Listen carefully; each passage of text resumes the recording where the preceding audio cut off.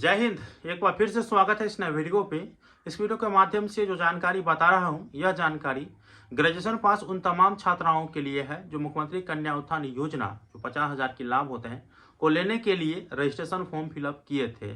बहुत ऐसे छात्राएं हैं जिनके खाते में पैसा पहुंच गया है और वो खुशी मना रहे हैं, लेकिन बहुत ऐसे छात्राएं भी हैं जिनके खाते में पैसा नहीं पहुंचा है। ये ठीक है, यूनिवर्सिटी चेकर, यूनिवर्सिटी मेकर में पेंडिंग दिखाई दे रहा है, इन प्रोसेस है लेकिन पैसा खाते में नहीं आया है। फंड समाप्त होने के कगार पर है लेकिन आपके खाते में पैसा नहीं आया। क्या आपको निराशा हाथ लगेगा? क्योंकि जो सरकार के द्वारा फंड अलॉट किया गया था वो था 700-750 करोड़ के आसपास, लेकिन स्टूडेंट जो है 5 लाख के लगभग आवेदन किए। उस हिसाब से फंड होना चाहिए था 2500 करोड़, लेकिन यहाँ पे फंड कितना, तो केवल 700 करोड़। तो आप समझ सकते हैं कि 700 करोड़ और 2500 करोड़, तो इस स्थिति में तो यह होगा कि कुछ कैंडिडेट को जो है पैसा मिलेगा और अधिकतर कैंडिडेट को पैसा नहीं मिल पाएगा। तो मैं आप लोगों को पूरा जानकारी दूंगा, आप लोगों को किसी बिचौलिए के चक्कर में नहीं पड़ना है और क्यों नहीं पड़ना है, संपूर्ण जानकारी दूंगा।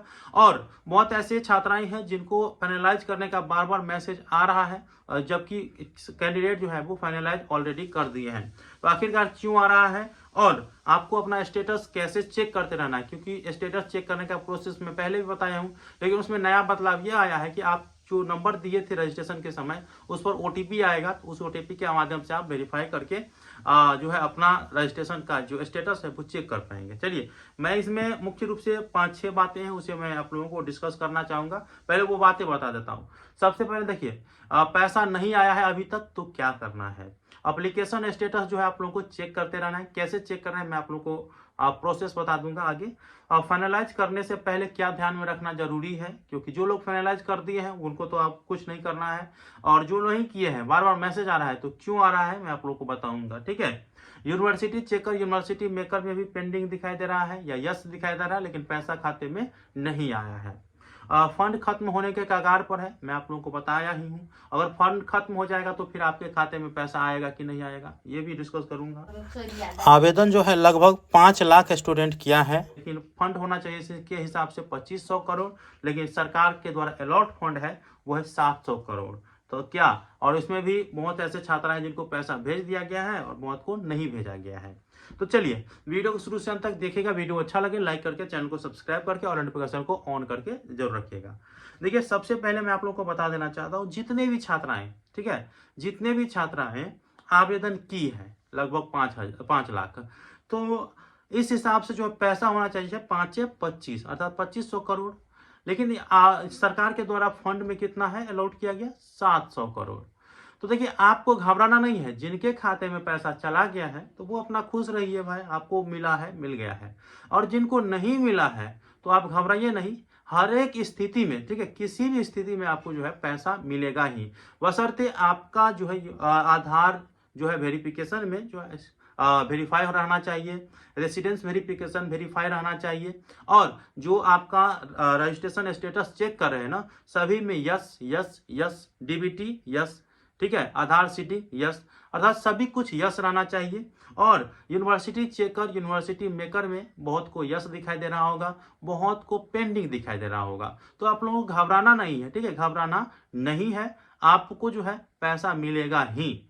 अगर पेंडिंग है तो वो ऑटोमेटिक सही हो जाएगा। इसके लिए आपको कहीं दलाल के पास जाने की जरूरत नहीं है। मैं आपको बार बार बोलता हूं, अगर university checker, university maker pending है, ऑटोमेटिक सही हो जाएगा और आपके खाते में पैसा चला जाएगा। ठीक है, ये चीज आपको याद रखेंगे। अगर फंड खत्म हो जाता है तो फिर सरकार के द्वारा कहीं से फंड लाया जाएगा और उसके बाद आपको पैसा दिया जाएगा। इसीलिए जो आवेदन कर दिए हैं सही सही है आपका आवेदन, आपको 110% आपका पैसा आपके खाते में आएगा।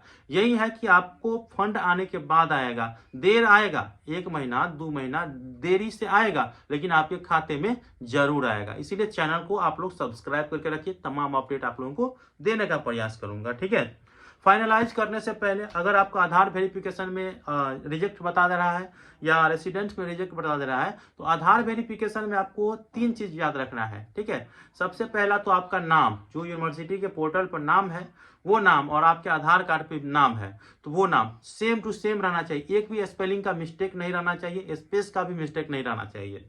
पिताजी के नाम भी सेम टू सेम रहना चाहिए। ठीक है, एक भी स्पेलिंग का भी मिस्टेक नहीं रहना चाहिए। आपका डेट ऑफ बर्थ है ना, वो भी सेम रहना चाहिए, एक भी मिस्टेक नहीं रहना चाहिए, तब आपका जो है आधार वेरिफिकेशन वेरीफाई हो जाएगा। ठीक है, रेसिडेंट वेरिफिकेशन तो है ये जिसका रेसिडेंट वेरिफिकेशन में पेंडिंग बता रहा है या रिजेक्ट बता दिया, तो उनके लिए तो सुनहरा अवसर रहता है कि भाई नया जो निवास प्रमाण पत्र है उनको आवेदन कर दे, 120 दिन में जो है निकलवा लें और उसके बाद जो है फिर से वेरीफाई कर दें।